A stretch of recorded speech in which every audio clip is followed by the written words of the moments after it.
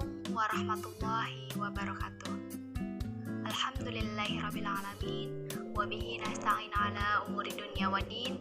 Wassalatu wassalamu ala asrofil mursalin wa ala alihi wa sahbihi ajmain amma ba'du. Yang saya hormati Bu Soliah Wulandari SEMSC. Baiklah, langsung saja. Kami dari kelompok 6 akan sedikit memaparkan materi yang berjudul Tata Kelola Lembaga Keuangan Syariah.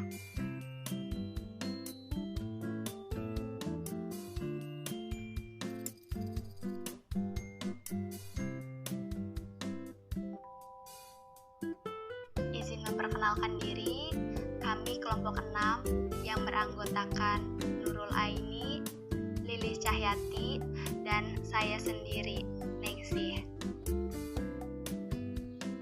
Pada pertemuan kali ini, kami akan membahas 3 pembahasan.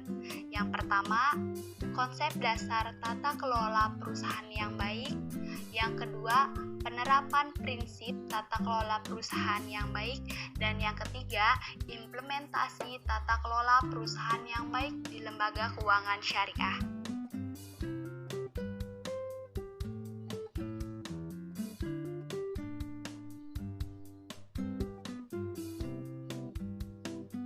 Adapun subpembahasan yang pertama, definisi tata kelola perusahaan, ada tujuan tata kelola perusahaan, dan yang terakhir ada prinsip tata kelola perusahaan.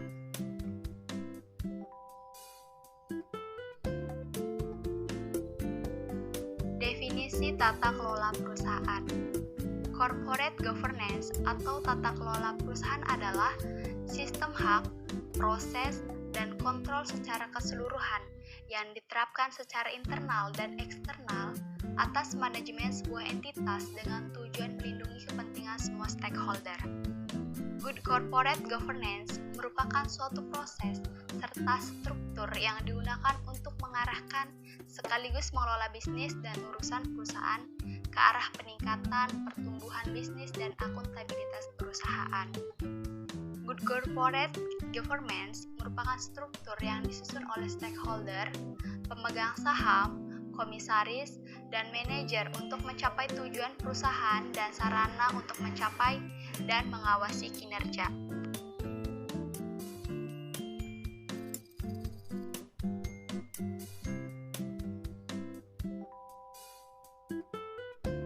Adapun tujuan tata kelola perusahaan.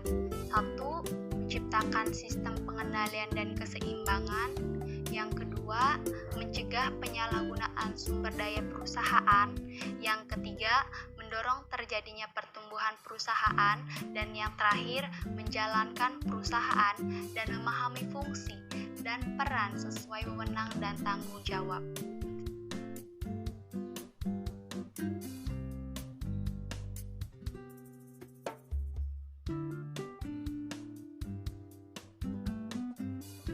Prinsip tata kelola perusahaan. Prinsip utama good corporate governance yaitu fairness, kewajaran prosedural, yaitu suatu prinsip dalam birokrasi pemerintahan yang dilaksanakan dalam bentuk kewajaran prosedural. 2. Transparansi, keterbukaan, yaitu prinsip pemerintah yang baik dan bersih sehingga harus ada keterbukaan. 3. Accountability, pertanggungjawaban kinerja pemerintah terhadap publik, yaitu kesediaan secara ikhlas untuk mempertanggungjawabkan setiap perbuatan dan tindakan dari aparatur pemerintah sesuai dengan peraturan yang berlaku.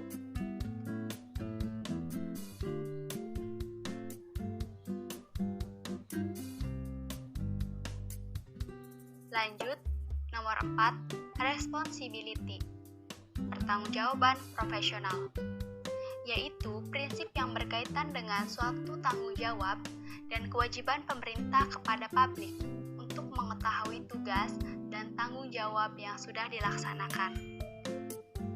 5. Disclosure, perlengkapan suatu kinerja, sarana dan prasarana yang memadai. yaitu dapat berupa sarana dan prasarana fisik dan non-fisik yang dapat mendukung kinerja pemerintah. 6. Kontrol, pengawasan, yaitu prinsip yang mensyaratkan adanya pengawasan terhadap kinerja pemerintah, baik yang dilakukan oleh lembaga pengawasan formal maupun masyarakat.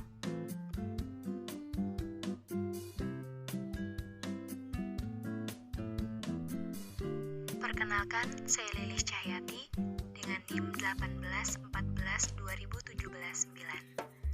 Saya akan membahas tentang penerapan prinsip tata kelola perusahaan yang baik.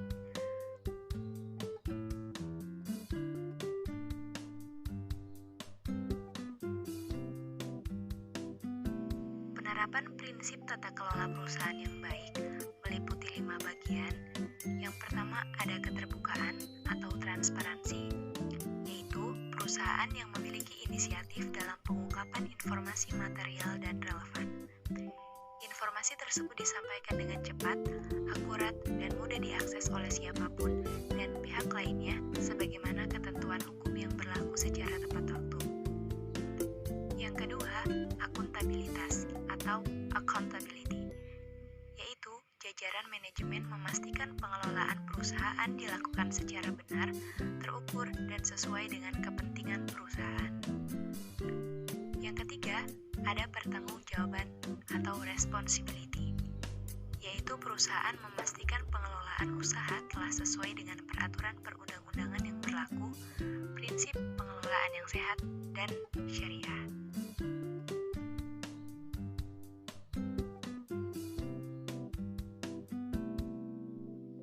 Selanjutnya yang keempat yaitu ada profesional, yaitu manajemen dan seluruh individu dalam perusahaan memiliki kompetensi, mampu bertindak objektif dan bebas dari pengaruh pihak manapun, serta memiliki komitmen yang tinggi untuk mengembangkan perusahaan. Dan yang terakhir yaitu ada kewajaran dan kesetaraan atau fairness, yaitu setiap keputusan yang diambil senantiasa memperhatikan kepentingan pemegang saham mayoritas dan memberikan perlindungan kepada pemegang saham minoritas dan stakeholder lainnya.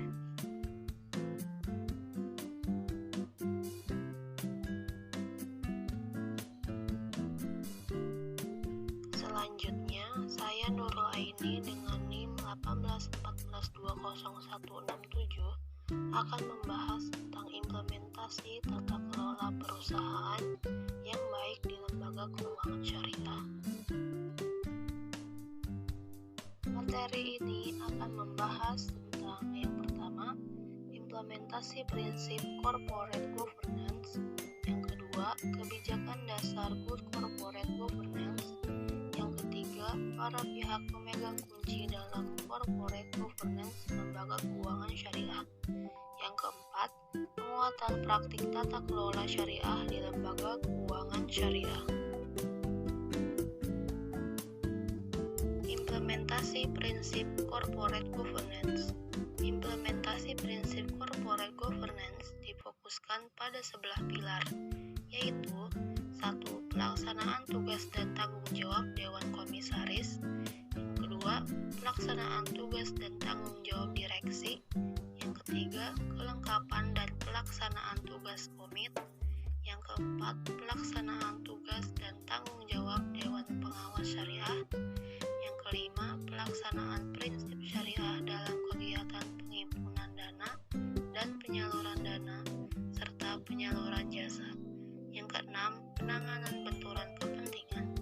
Yang ketujuh, penerapan fungsi kepatuhan. Yang kedelapan, penerapan fungsi audit internal.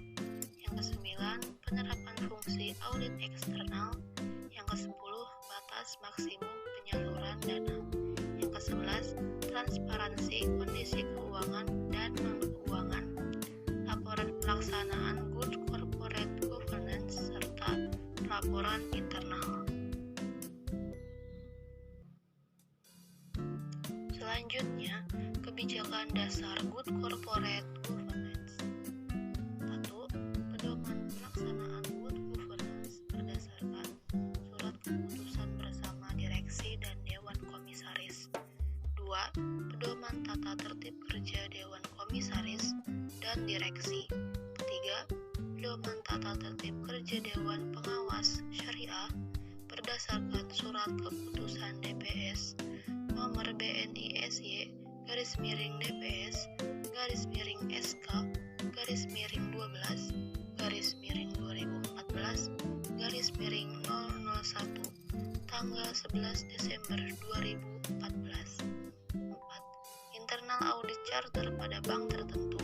5. Kode etik insan perbankan berdasarkan keputusan direksi. 6. Kebijakan umum manajemen resiko.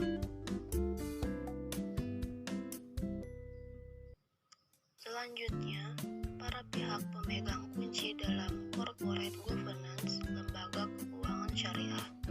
Di sini ada bagan yang menunjukkan pihak-pihak pemegang kunci dalam corporate governance, yaitu ada regulator atau pengawas, ada dewan direktur, pemegang saham, asuransi deposit, audit internal, dewan pengawas syariah, deposan, audit eksternal, manajemen, audit syariah, nasabah atau user dana, dan karyawan. Selanjutnya pembahasan terakhir yaitu penguatan praktik tata kelola syariah di lembaga keuangan syariah. Lembaga keuangan syariah menyediakan produk dan layanan sesuai kebutuhan masyarakat yang berbeda dengan lembaga keuangan konvensional. Pedoman tata kelola syariah yang berlaku tersebut fokus pada tanggung jawab komit syariah untuk memastikan kepatuhan syariah dari semua aspek lembaga keuangan Islam. Dengan demikian, tanggung jawab kepatuhan syariah bertumpu pada bahu komit syariah, sehingga komit syariah diibaratkan seperti jantungnya praktik tata kelola yang terdapat pada lembaga keuangan syariah.